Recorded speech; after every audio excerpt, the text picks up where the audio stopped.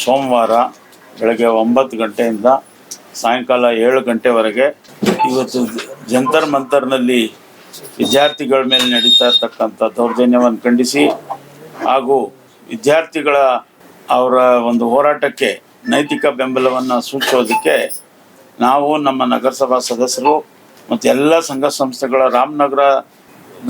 ರಾಮನಗರ ತಾಲೂಕಿನ ಎಲ್ಲ ಜನರು ಕೂಡ ಇದರಲ್ಲಿ ಬಂದು ಭಾಗವಹಿಸಿ ಅಂತೇಳಿ ನಾವು ಈ ಸಂದರ್ಭದಲ್ಲಿ ಕರೆಯನ್ನು ಕೊಡ್ತಾ ಇದ್ದೀವಿ.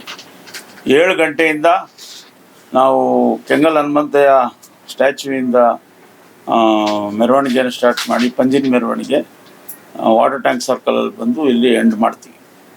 ಬೆಳಗ್ಗೆ 9ರಿಂದ ಸಾಯಂಕಾಲ 7 ಗಂಟೆ ತನಕ ನಾವು ಅಲ್ಲಿ ಕೆಳಗಡೆ ಬಸ್ ಸ್ಟ್ಯಾಂಡ್ ಏನಿದೆ, ಖಾಸಗಿ ಬಸ್ ನಿಲ್ದಾಣ ಏನಿತ್ತು, ಆ ಬಸ್ ಸ್ಟ್ಯಾಂಡ್ನಲ್ಲಿ ನಾವು ಉಪವಾಸ ಸತ್ಯಾಗ್ರಹವನ್ನು ಹಮ್ಮಿಕೊಳ್ಳೋರಿದ್ದೇವೆ.